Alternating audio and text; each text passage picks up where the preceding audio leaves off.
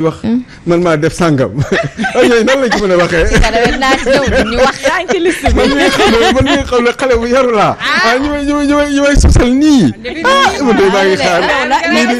lii de kenn mësu koo gis. est-ce que yow la est-ce que keneen. est-ce que mais li ma si jaaxal Walf lañ ci def Walf. yëpp lañ ci loolu.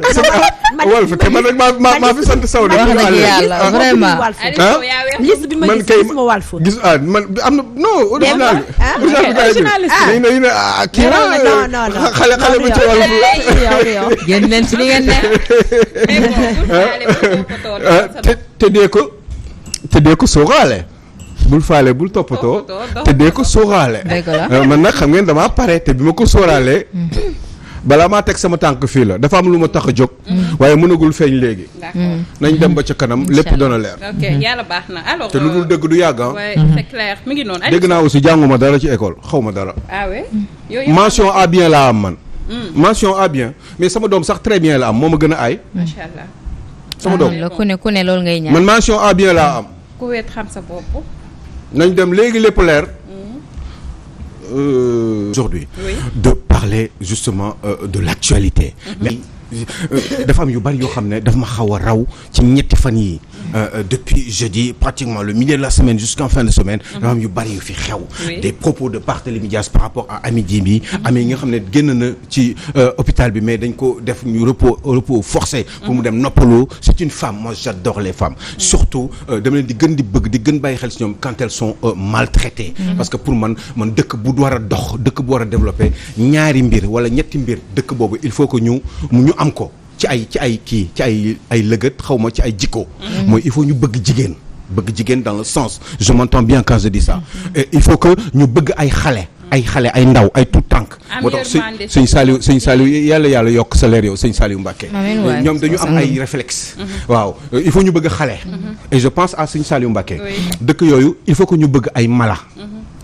parce que yërmande foofu la war a gën a fës bu fa fësul rek ça veut dire qu'il y a un problème dëkk boobu dañ ko war a defaraat donc quand je vois des femmes qui ont des problèmes wala qui sont battues wala yi dem quelle que soit raison yi eh bien daf may emporter loolu moo ma xaw a dal aussi ci Adji Sarr ba ñu may yàq naka sudul noonu eh bien voilà boobu dama bëggoon ñu wax ci propos yooyu et puis manipulation yi am ci réew mi et cetera beaucoup de choses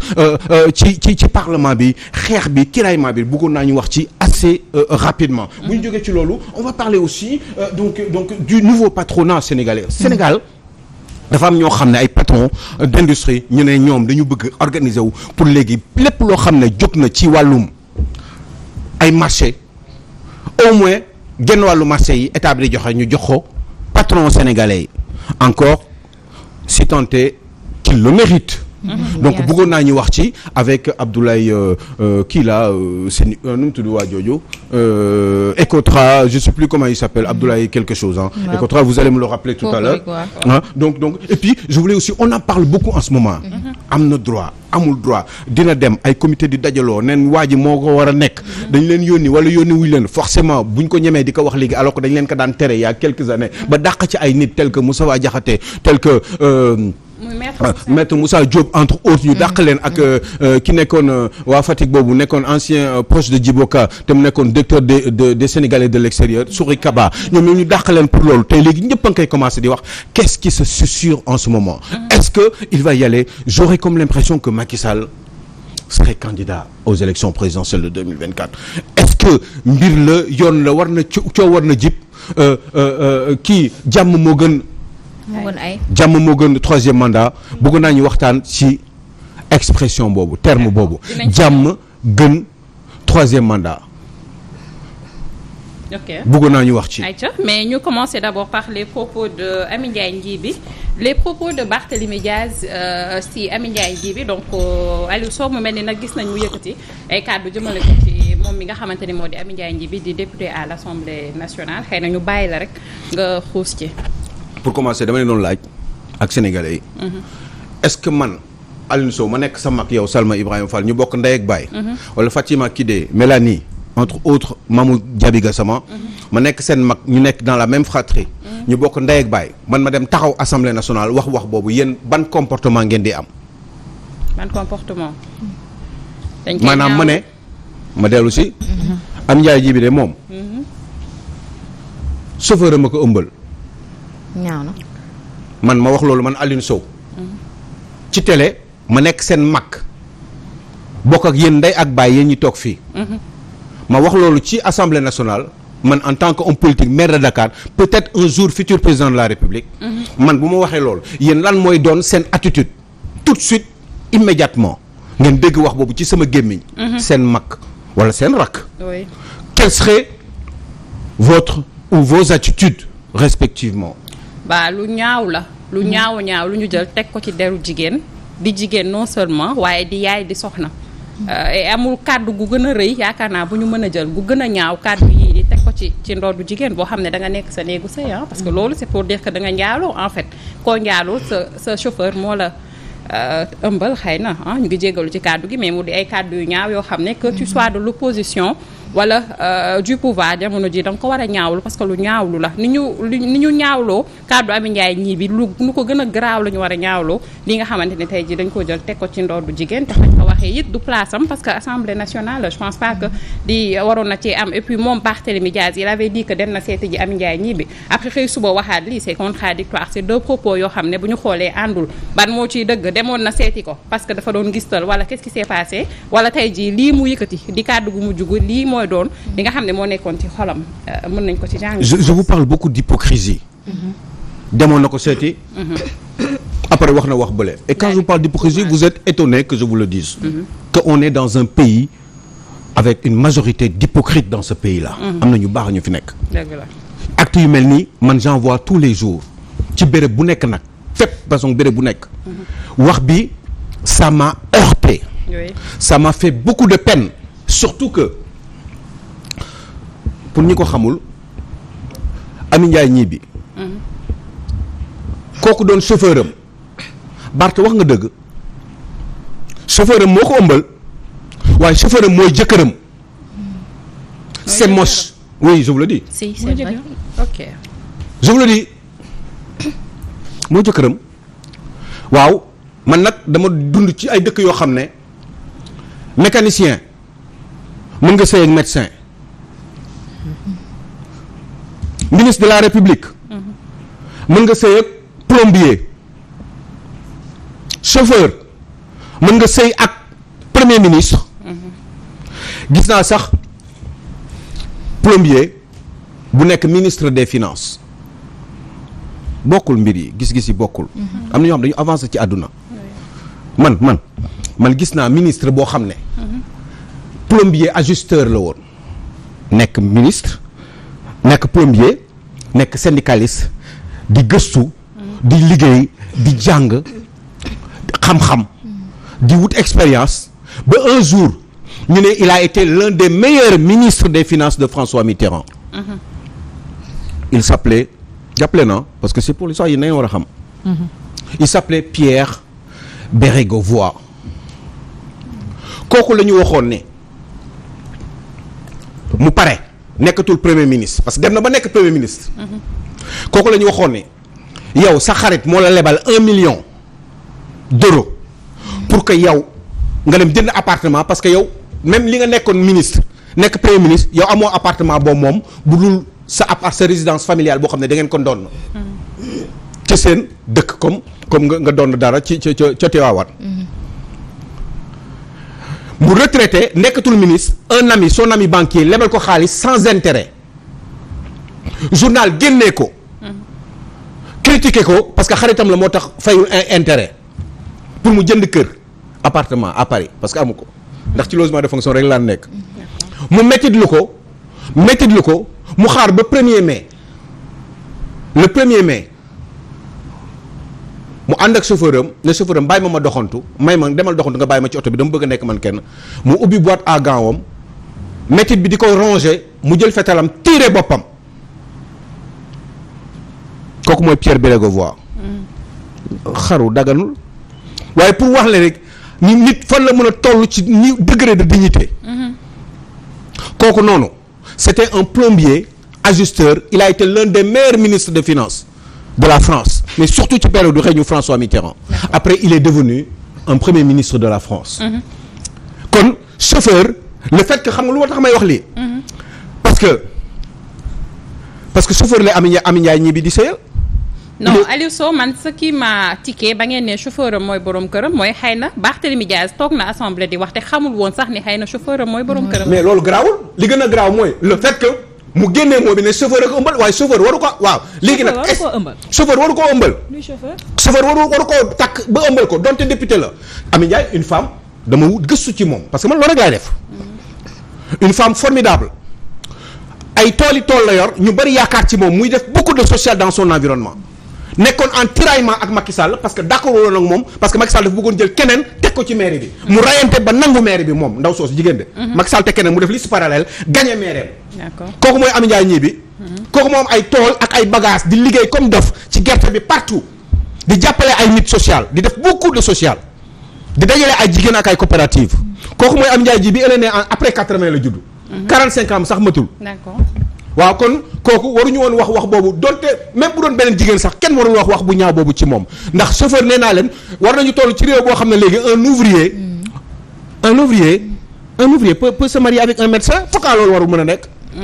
bu doon bëggeel kese la te sincère waaye réew mi moo tëddee noonu médecin du takk ouvrier wala ouvrière femme médecin wala femme avocat du sëy ak menuisier ba ca koñ ba et pourtant c'est pas normal ndax lépp ay métier la dem nañ ba toll ci benn niveau boo xam ne surtout ci dëkku tubaab bi en France que je connais particulièrement on a sax ay bac mécanicien bac vente baccalauréat da ngay am bac mais bac vente ngay am d'accord bac mécanicien bac électricien bac yooyu bac lu kenn xamul da nga koy gis léegi bac marchand bac légumes spécialiste des légumes nga am baccalauréat boobu donc il faut qu'on moo tax bu may wax ni niveau bi bokkul c'est pas pareil développement dafa am nu ñuy développer réew dafa am ay détails yoo xam ne waruñu ci dugg te gis nga on n'est pas obligé d'avoir la même culture japonais yi ak islandais yi wala japonais ak norvégiens yi bokkuñu culture de base waaye culture de développement maanaam façon bi ñuy développer réew ñoo ko bokk réew yi développer yépp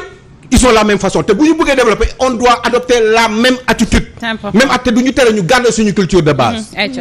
man li ma bëgg a wax moo di ne comme li Aliou Sow wax d'abord dañuy njëkk ñaawlu kaddu yi nga xamante ne moom la Barthélémy Diaz yëkkati jëmale ko ci femme bi mais man damay gën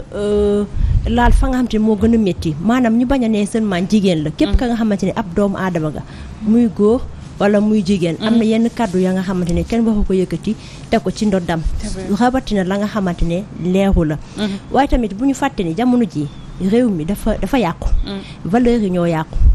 maanaam commencé wul ci Barthélémy Diaz avant Barth am nañu ko fi doon def maanaam faw ñu xool fa nga xamante ne fa la tàmbalee ba àgg fii Fatoumata Fouta Tampi fii la toog wax ci MC Baye Niass gisatu Baye Niass def si comme si kooku papam juru ko jéggaleen ma ci kaddu gi donte sa après tuuboon na yaa ngi comprendre tey jii nii gis nañu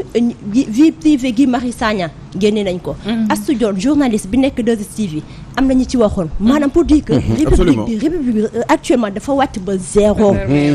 ba zéro ba tax na léegi man je dis que waa opposition bu ñu topp waa pouvoir ci anam peut-être ñooñu ñu ngi wax yenn ci ñoom mu métti leen bu ñu leen fekk ci loolu parce que dañ ne mbaam bu la weqee rek boo ko defee boo fay rek yéen yem donc je pense que ñoom bu ñu topp du weexante ñoom ñëpp a yem du weexante de amul ay weexante maa def li ñoom ñëpp seen jikko la ku si nekk boo amee opportunité bi wane ko ku si nekk boo amee opportunité bi fayante wuñu de il faut pas qu'on s'enferme dans le mensonge dañ ko jikkowoo mais ay manipulation yu bari xëy na di ngeen ci ñëw après yu bari la ñuy dund di war di sosal ay nit di wax ay nit ay jëfin yu bon ci ay nit intention mal bi intention méchante bi yu man yooyu moo may sonal ci réew mi les gens sont mauvais et ils sont méchants dañuy soxor parce que xalaat rek tourner parce que bii moo récent moo tax bi nga wax ni c'est extraordinaire lu kii lu nekk mais Barthélémy Dias sax amul lu ñu ko traité wul moom ak papam man naqarlu ko te loolu bëgguma rus naa sax di ci delluwaat man yu ma déggoon ñu wax ko ci moom faut même pas le répéter si je n'ose même pas daamel liiroon naa ko kay xool yooyu yow loolu mais man ku ma wax yooyu baal naa la quoi mais man yooyu du mën sa génn sama gémmiñ ci yow jëfin bu ñaaw parce que intention bu bon laa mënul am ci nit par contre nit ki bu sonnee wala buñ ko maltraité wala bu xiifee wala bu amee ay problème wala buy souffrir wala mu feebar loolu man mënu ma ko supporter sama àdduna c'est important alors mu nekkoon nag ñaxtu wala kii bu nga xamante ne jamono ji ça part dans tous les sens parce que gis nañ tiraillement bi nga xamante ne jamono ji moo am ca assemblée nationale ku ci nekk yaakamti nga toog foofee ñuy waxee rek ngir daal di xupp sa morom wala yàq deram alors que du loolu moo tax xëy na ñu fal leen foofu ci peccum ndaw réew mi ils sont censés nous représenter te dañu war a représenter de la plus belle des manières mais pas di defante wala di yàq deru jigéen parce que nag li ñu teg ci ndoddu Amy Ndiaye nji bi ku ñu ko teg ci sa der wala ñu teg ko ci sa deru kenn ku nga xamante ni sa famille la nekk dina métti parce que jigéen la day sëy am borom kër am doom donc man li ma jàngat mooy Barthélémy Dias ba muy wax loolu il s'est même pas informé xamul woon déjà que chauffeur am lay sëyal joxe na information te wóoru ko li mu wax wóoru ko te li mu wax dafa ñaaw donc booy waxati rek il faut nga xool parce que nag comme ni mu ko waxee maire Dakar déjà te il peut être président un jour donc ay kàddoom je pense que dafa intéressant important lu muy wax rek war na ko mën a bàyyi xel Aliou Sow ñu dem ci deuxième point bi di nouveau patronat waaw boobu si gaaw très rapidement c'est juste rek un coucou pour gars yi xam ni am na Sénégal un nouveau patronat boo xam ne Abdoulaye Abdoulaye Tour mais xaw ma nu mu sant en fait ce monsieur là Ecotra mais xaw ma nu mu am na sant Abdoulaye je sais pas quoi c'est un homme d'affaires sénégalais donc ñoom ñoo créé benn groupe patronat bu bees boo xam ne dañuy imposer wu léegi jéem a seet dañuy dajaloowee pour que marché Sénégal yi état bi bu naree joxe ay marché mu joxe au moins genn wàllu marché état bu dee marché 800 milliards la wala 1000 milliards ci année bi 500 milliards yi au moins ñu jox ko patronat sénégalais bi et j'ai trouvé que c'est une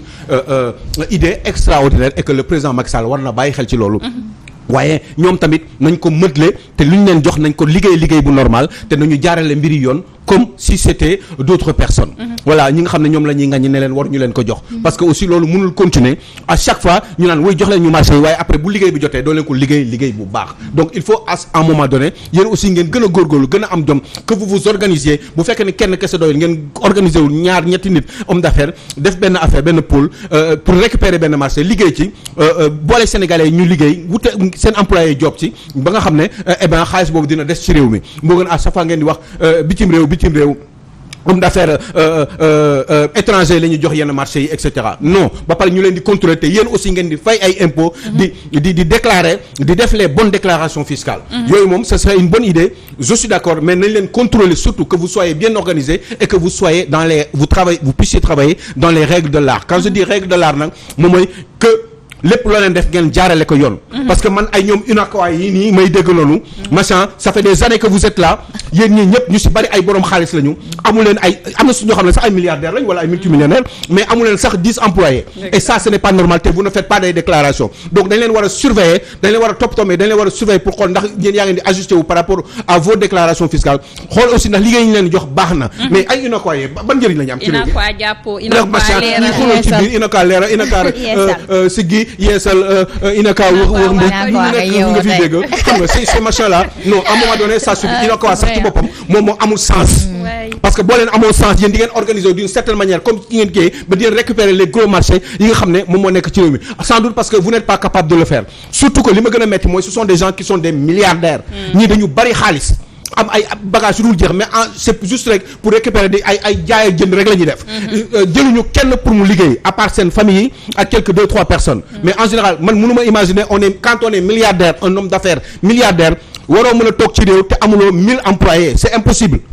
parce que sinon ce milliard foo ko jëlee vous gagnez des milliards et vous n'avez pas 1000 employés dans ce pays là man dinaa xool sa xaalis fan nga koy jëlee te wallaay dinaa ko gis c'est important pendant ce temps Bougane Gueye Dany mi nga xamante ni am na plus de 586 employés ñu ngi bëgg a tëj ay yëfama di yooyu moo fi war a jeex waxoon naa ko ba passé je vais pas y revenir Bougane Gueye Dany eh ben il a pratiquement 600 personnes yoo xam ne mi ngi leen di dundal ñu ngi liggéey ci moom bu problème amee dañ ko war a demaat saytu demandé na arbitrage plusieurs fois kenn faalewu ko da ngeen ko war a faale dem xool ban problème moo am ci diggante bi parce que moom li mu wax aussi xel mun na koo nangu entre 2018 ak 2021 ay kii ñoo tegloo ay amnistie fiscale moo tegloo benn bi c'était pour la presse entre autres moom ci la bokk beneen bi c'était 2 ans ni Covid bi moo taxoon yaa ngi dégg kon buñ ko waree topp ci benn affaire peut-être dernière année bi kese la war a doon. donc yooyu au moins arbitrage bi mu demandé woon officiellement yónnee huissier de justice courrier bi pour état bi jot ko. wax dëgg yàlla waroon ngeen xool loolu jéem a seet nan ngeen di def. pour que loolu moo mën a nekk. parce que ça ne peut pas continuer à un moment donné. parce que il a des gens autour de lui. et puis di nga dem boo amee sa entreprise di nga dem ba tollu benn niveau boo xam ne. yow sa entreprise moomatoo ko seulement. ce n'est plus à vous. donc bu fekkee dafay def politique c'est la personne de Bougane Gueye il fait ce qu'il veut. yaa ngi dégg mais lâchez-lui les baskets quand même à un moment donné. nañ ko bàyyi basket yi ñu xaw ko kii desserré tuuti fi serré na alors Aliou Sow ñu dem ci troisième et dernier point bi. troisième candidature ku ci nekk naan dina ko def wala du ko def yow lu ci sa xalaat. xam nga dama bëggoon xam ci question nii en général yii nii bu ma dalee nii dama yow ma ne mais c'est quoi le peuple ana peuple bi lan mooy peuple sénégalais parce que dama dégg ñi ne amul droit bi ñi ne jàmm gën troisième mandat ñi ne jàmm gën troisième mandat finalement mooy lan mooy boo fi déposer sa candidature dëkk bi du am jàmm dañ koy taal dana fi tuuru maanaam du fi amee. donc yow mais ñoo ñuy wax loolu ñoom ñan lañu loolooy dëgg. ñoom ñan lañu est-ce que c'est la majorité des sénégalais waaw wala déet ñoom ñoo war a wax jàmm gën troisième mandat. pourquoi jàmm warul am alors que am na koo xam ne moom moo koy wax mais am na benn solution bu tey bu conseil constitutionnel wul décidé woon ni Macky Sall dafa war a nekk candidat. moom mu déposé parce que moom moo waxeet ok super chacun fait ce qu'il veut. fii mu neex waaye def tant que ça rentre dans le cadre de la légalité waaye bu su ko yàlla defoon mu def ko xam ngeen li ma xalaat ci loolu. wax naa ko fi ba sonn. parce que fii nit ñi ak seen làmmiñ ñu rëy yi du ñu dégg wax dañ koy déglu parce que dañuy accuser nit ñi gratuitement man dama gëm ne man su ma nekkoon place Macky Sall su loolu génnee sama gémmiñ publiquement ci ay télé ma insisté ci munoo fexe ba ma nekkaat candidat waaye man dama moom nit ñi man sama man doy naa man ci réew mi man kese maay décidé d'accord léegi loolu bés bu demee ba demee noonu à un moment donné mu ne moom dafa bëgg a nekk candidat wala ay nit jiital ko mais alors c'est le peuple qui décide mais ce peuple là c'est qui est-ce que ce peuple là c'est une personne ñi nga xam ne ñoom ñooy wax jàmm gën troisième mandat parce que ñoom ñooy majorité ci réew mi waaw wala déet mais tant que je suis majorité dans ce pays là li may def pour faj ko mooy damay dem nekk candidat dóor ko mu daanu xam nga Aliou Sow am bu dee man laa wax man d'accord mais Aliou Sow ñu laaj ko rek d'abord parce que je pense que le président Sall il est toujours dans son ni oui ni non donc bu ñu déggee nga ne dafa mel ni dina def li nga xam ne moo di troisième candidature lan moo tax nga wax loolu. sama njort moo poussé foofu rek xam nga des fois juge sax dina juger te fekk du am preuve. juge dina juger moo tax des fois ñuy dem ci ce qui est la notion d'intime conviction. maanaam nga am benn yëg-yëg ci benn mbir te gisuloo amuloo foo ko mën a teg. parce que dama gis fan yi ñetti fan yi ñëpp a ngi wax. Pape Demba bi tey moo ko mujjee wala directeur général la Senelec dem def benn manifestation sargal xaw ma lan. ñoom ñëpp ñu ne Macky Sall dañu bëgg mu nekk candidat ma gis affaire bi di tegle ay ñuy bari ñoo xam ne ay ponte lañu ci république bi nekk au sommet du pouvoir di wax boobu. ça ne peut pas se dire gratuitement. surtout que lu muy gën a jege ma gis nit ñi di ko gën a sànni donc am na lu ñu xam ñoom loo xam ne xëy na man xamuma ko waaye yëg-yëg la. ci ay éléments yu may dajale moo tax ma xalaat ni Macky Sall forcément dina nekk candidat. d'accord kon li ñu war a def xam nga mooy lan. parce que dafa am ci réew mi dina nekk candidat waaw am na droit nekk candidat bu ko defee déposer amul problème bu ko conseil constitutionnel waxee doo dem day toog boo ko conseil constitutionnel waxee da ngay dem mais mu dem mais am na koo xam ne il a toujours le dernier mot et moi je le dis souvent le peuple est toujours seul le peuple est au-dessus de la constitution. parce que il a toujours le dernier mot. oui Abdoulaye Wade bu mu nekkee ne day nekk candidat dëkk bi di toj. am ay nit yu si dee ay doomu jàmbur yu si dee Abdoulaye Wade mujjewul nekk candidat. fu mujjee. nañ ko door mu toogee ne. waa ana ñi dee nag ñi dootoo perte ak ñi tojale woon ay bagages. ñi yàqoon seen avenir yàq seen i matériel. balaa boobu ñii ñu taal yenn bien public yi ñu war ko defaraat ci xaalisu impôt. est-ce que loolu jar na ko. mais Aliou Sow nit ñi ci dee yooyu aussi est-ce que ça ne devait pas servir de leçon tey à suñu potentiel candidat yi nga xamante ne ñoo nekk fii et puis comme je le dis assez souvent pour la postérité ñu lijjanti mbirum troisième candidature bi bind ko noir sur blanc mu leer nañ mu leer nañu ni que dëkk bii ñu ne ci Sénégal 2 mandats moo fi mën a am du ñett ñaar moo fi mën a am du ñett et puis comme ni nga ko waxee léegi même si juridiquement tey constitutionnaliste yi wax nañ ko mën na nekk mais sur le plan moral tey jii dafa toog wax. mais mooy affaire c'est pas joli c'est pas beau tey kilifa toog wax après xëyaat ne day mais nekk bien sûr candidat. mais xoolal mais man foofu rek laa situé affaire bi mais en même temps aussi. man sama moral ak sa moral ak moral Mamour Diaby Gassama. bokkul mais moralu président la ne. xoolal li nga xam ne tekkiwul dara ci réew mi. ma sànni rek walaa ngay tëj Alioune Sow dafa am nag loo xam ne xel moo koy nangu. ndax moom Macky Sall ci pegg Ablaye Wade la nekkoon xam lépp luy dox. yoroon fi mat laa am nag doon xeex 3e mandat. ak ni Macky Ablaye Wade doon doxalee. donc bu fekkee da nga am fit. ak lu toll ni wax na mu rëy nga génn ne carrément sama mandat lii ak lii wax ci loo xam ne loolu nga waxanteeg sénégalais yi bu ñu demee ba toll fii déjà nga naan nii wii nii non foofu rek yebeel fa lay commencé loolu moo andi ma daaneel rek ma daaneel rek s'il te plaît voilà ma daaneel rek on peut pas dire comme ça. non si parce que yeneen i wax daf fii génn wala non il s'agit d'un président de la République. voilà s'il te plaît rek mais gis nañ fi yeneen wax Aliou Sow parce que chaque jour da ngay génn nit naan di fi wax lii Macky Sall lii Macky Sall c'est pas mon devoir wala may wax moom yebeel la mais loolu ci yebeel fa lay commencer je pèse bien mes mots.